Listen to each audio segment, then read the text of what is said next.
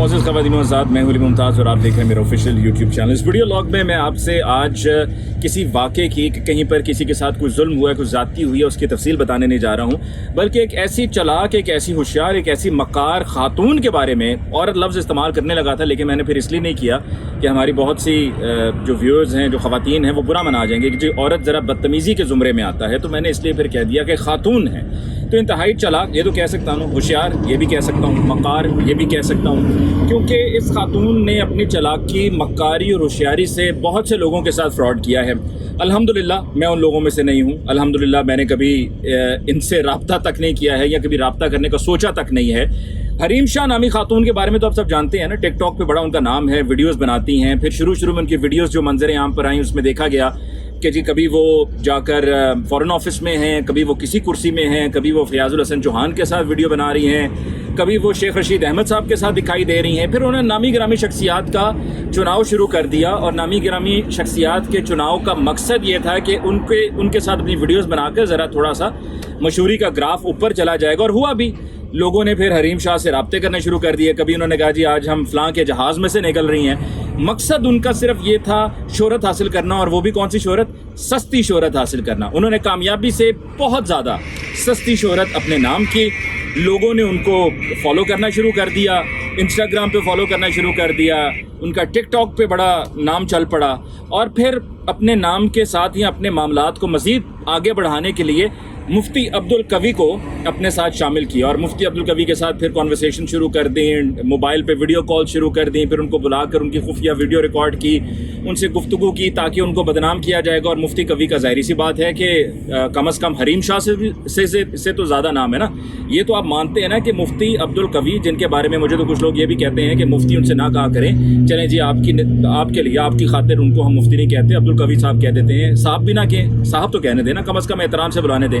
बाकी वो उनके अपने अमाल हैं, अगर वो ठीक हैं या गलत हैं वो बाकी फ़ैसला आपने करना है। लेकिन अब्दुल कवी साहब को लेकर भी उन्होंने जो सब कुछ किया वो शोहरत हासिल करने के लिए था। और अब जो उनका लेटेस्ट एपिसोड है, जो उनकी लेटेस्ट ड्रामेबाजी है, जो उनकी लेटेस्ट फनकारी है, जो उन्होंने लेटेस्ट डुगडुगी बजाई है, वो इस तरह से बजाई। और उस पर आफरीन है तमाम टेलीविज़न चैनल्स पे कि जिन्होंने उन पर एतबार किया, और उन टेलीविज़न चैनल्स ने उन पर एतबार करते हुए उनको टेलीफोन कॉल पे लिया, उनको फ़ोन करके उनसे राबिता किया। वो यही चाह रही थी मुझे ज़रा लोग मज़ीद फ़ोन करें, मेरी ज़रा थोड़ा सा ग्राफ और ऊपर जाए, ताकत के ऐवानों में मेरा नाम लिया जाए। यही वो चाह रही थी कि ताकत के ऐवानों में मेरा नाम लिया जाए। पहले भी हुआ था और कोई अच्छी बातें नहीं थी, कोई अच्छे अमाल नहीं थे, कुछ अच्छे कोई कारनामे नहीं थे कि जिस पर कहा जाए कि जो उनका नाम लिया गया था। फिर उनका नाम लिया गया और उन्होंने लेटेस्ट ड्रामा ये किया, उन्होंने कहा जी मेरी शादी हो गई है, फाइनली मेरी शादी हो गई है जी। और मेरी शादी जिनसे हुई है उनका ताल्लुक पाकिस्तान पीपल्स पार्टी से है, वो रुकने सिंध असेंबली हैं, शादीशुदा हैं।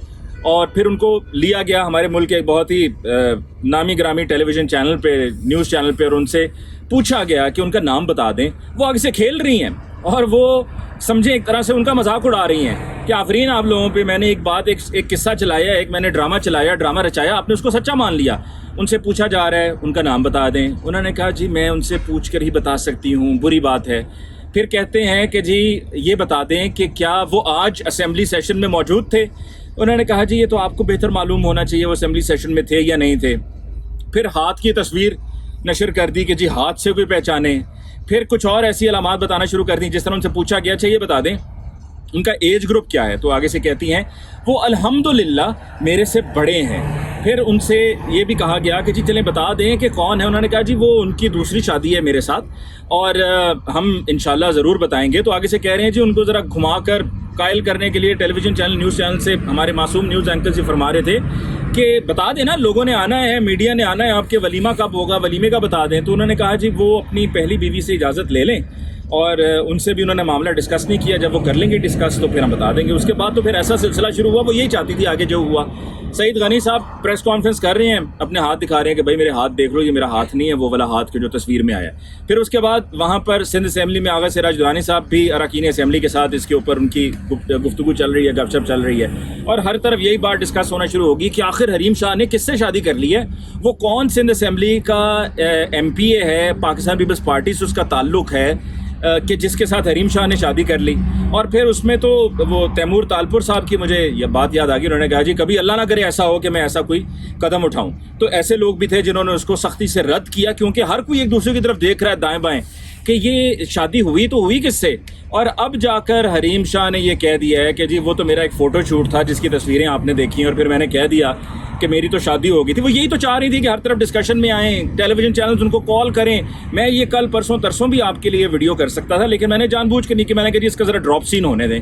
वो इसलिए भी कि मुझे ये एक चीज़ समझ में आती है कि हरीम शाह जितनी पाकिस्तान तहरीक इंसाफ के अरकान असेंबली या उनके जो पार्टी के लोग हैं उनसे जितना करीब हैं, इतना वो पीपल्स पार्टी के करीब नहीं हो सकती। तो हो सकता है कि मजाक के तौर पे और फिर साथ में शोहरत भी मिल रही थी और पीपल्स पार्टी वालों को थोड़ा सा तंग करने के लिए ये पीटीआई वालों ने हरीम शाह को मशवरा दिया हो कि आपका क्या जाता है, आपको कोई फ़र्क पड़ता है?